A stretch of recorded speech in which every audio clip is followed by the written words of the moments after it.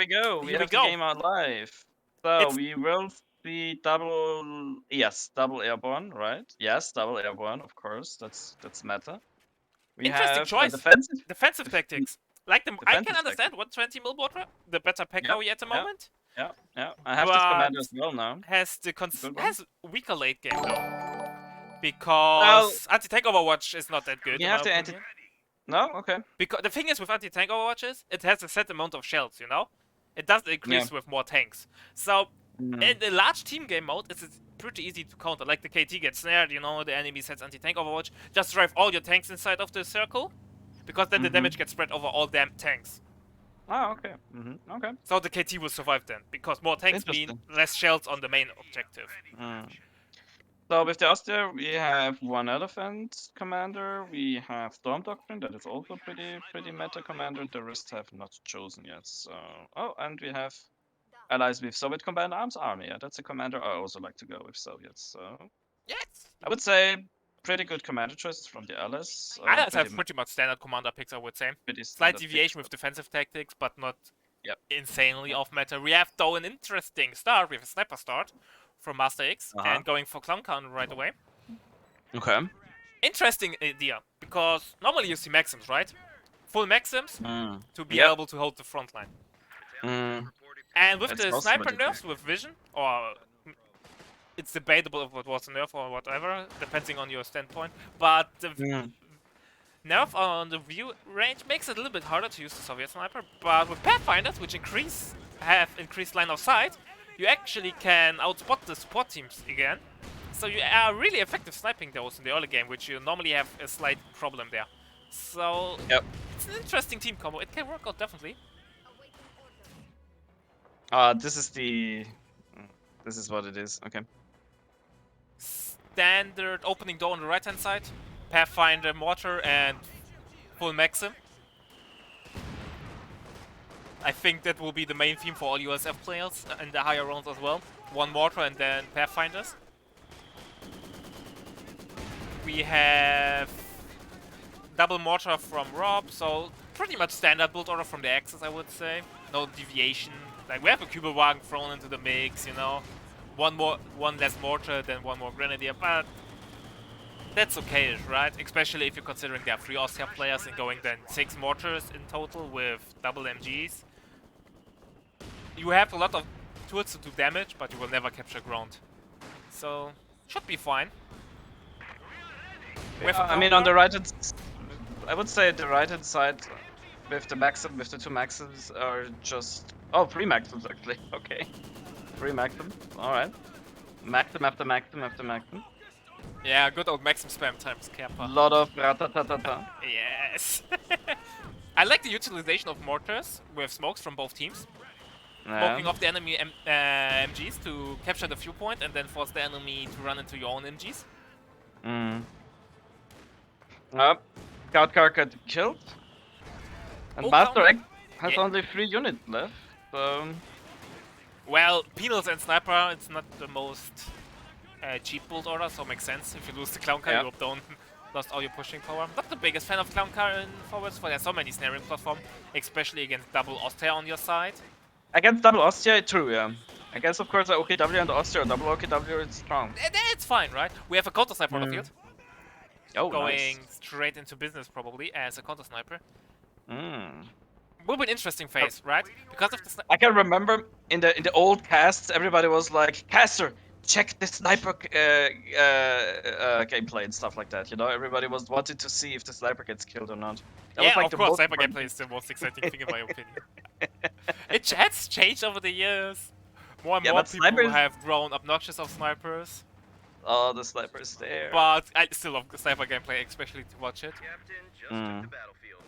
I will never forget, the impact of 4vs4 is rather small. It's more of a early game unit you get, right? Small. Like, breach the gap to have some forms of removal for support teams till you get your heavy artillery pieces on the field.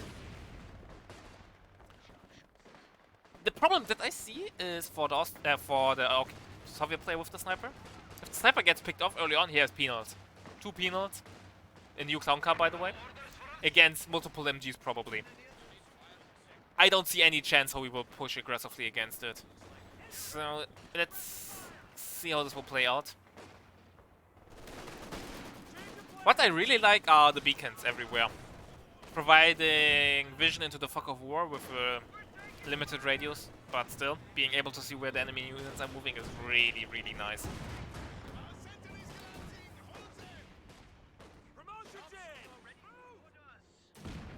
Meanwhile... Oh, look at the Vogue's Grenadiers from Monty. You know?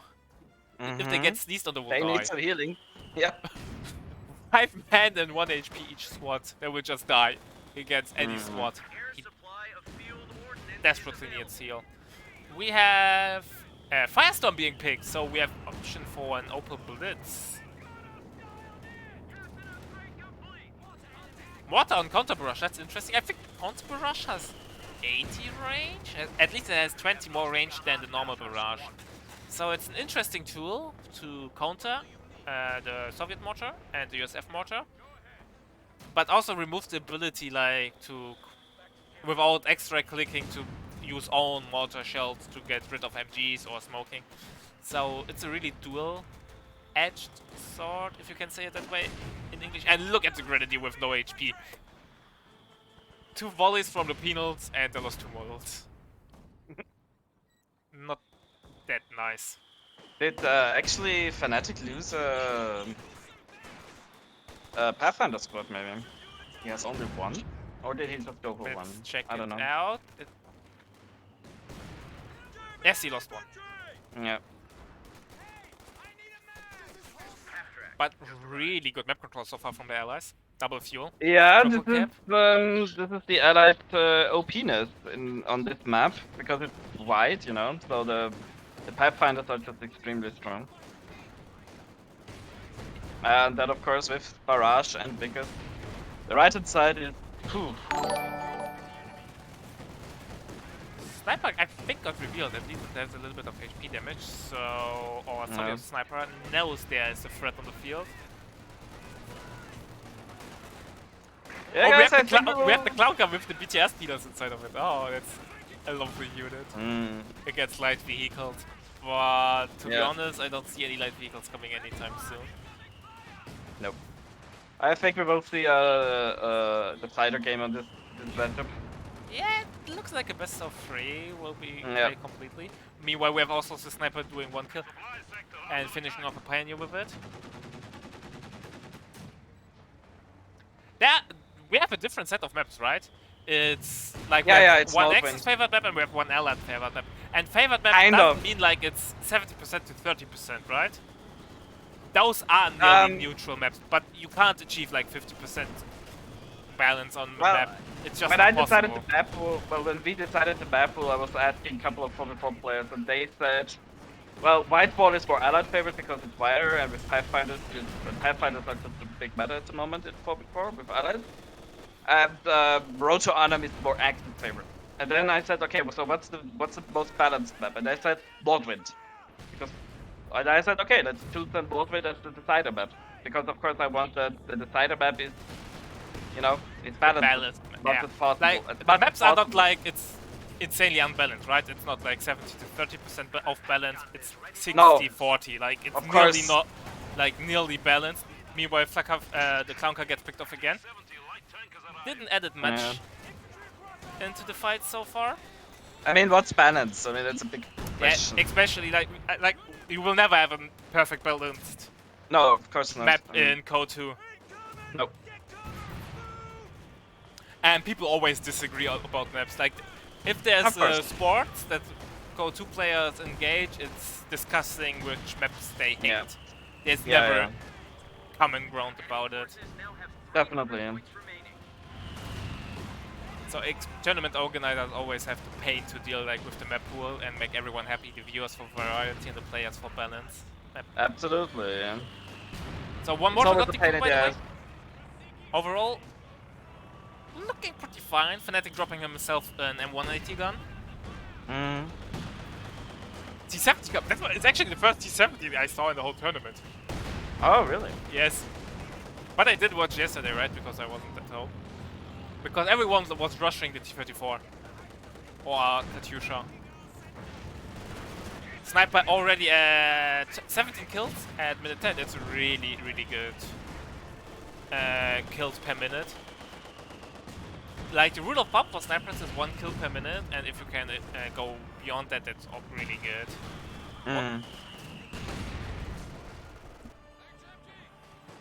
A lot of MGs on the right hand side. We have 1 MG34 and 2 MG42s. Oh no, 1 MG42 and the stolen Maxim.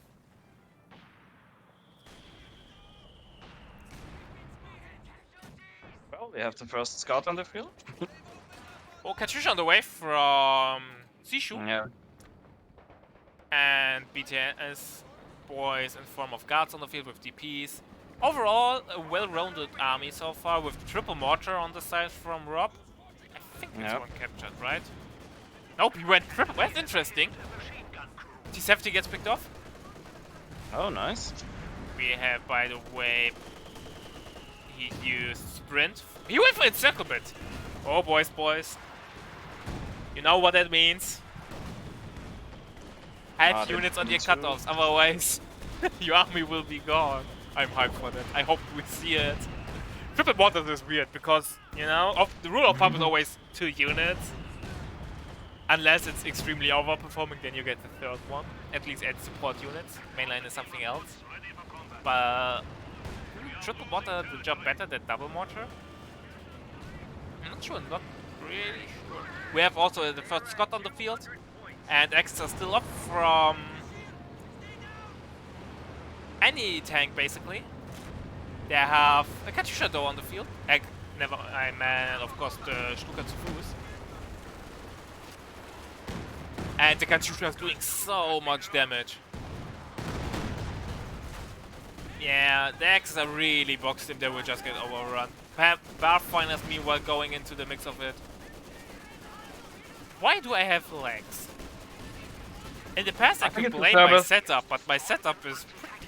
No, it's the service. Yesterday I had major lag when I was playing. Oh, okay.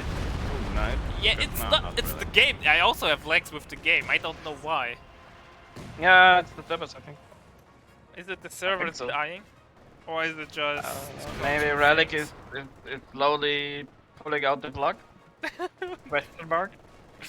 Please don't. Do that. It does.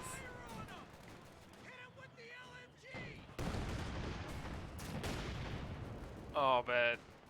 Let's hope it gets better.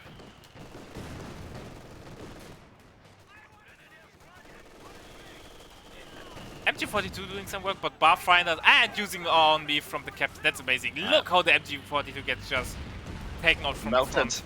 Pathfinders are such an amazing tool in large team games. Yeah.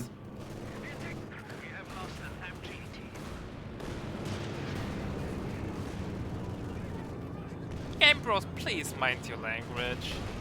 You know, we might consider certain units overpowered, but especially in a tournament situation, you want to play this best strategy, right? So no running around and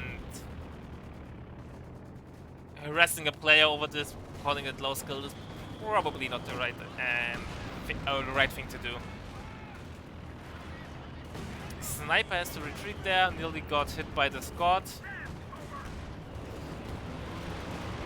Oh, nice Katyusha. Oh, shotgun, that might be a dead. Oh, yes, the guard picked it off with the rifle. Yeah.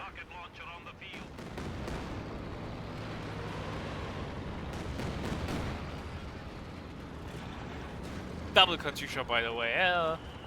Yeah. Makes sense. To be honest, makes sense. There will be no tanks on the field anytime soon. So get rocket artillery on the field and play World War I. Just barrage till the end of days. Overall, Rob's army doesn't look that healthy. He lost a lot of units in the course of the fight so far. Riga's army also not looking that well.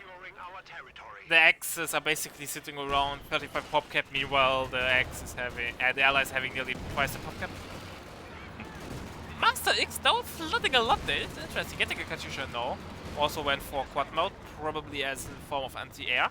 Makes sense.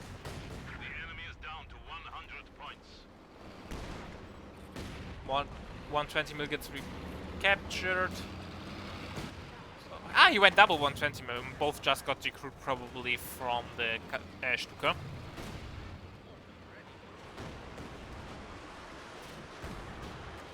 And yeah, the artillery shelling never stops, with now in total 3 Katyushas on the field and Scots. Where's the 3rd Katyusha soon on the field? It won't be.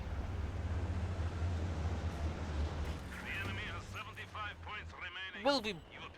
I don't see any chance to come back at the moment. Like, Axis with no fuel control at all. This is over. I think they have given up their own. I mean, I don't know how the VP situation was in the first game, but this is a pretty good VP lead, 4-4-6. So I think GOSU team, so Fnatic and those guys will have faction control. Because the second game, I think the game first was a little bit. It was not it was not so one-sided. I mean. So yeah. Yeah, it's pretty much toast. Maybe I think the strategy didn't work out as planned. Or that's the reason why I said, like, you know, triple Austria has the risk. You can hold ground, but you will never capture ground. And then the enemy gets tools on the field to counter you, and then you sit there and have nothing to do with. Yeah.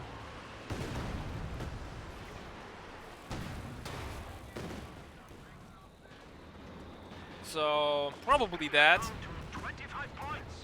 Like general strategies. Oh, Scott gets picked off. It's something. Not that it will turn the tide, but a moral victory there. Yay! We have killed one tech star. Is it tough? This is tough to counter. I mean. Yeah, I think you need to double.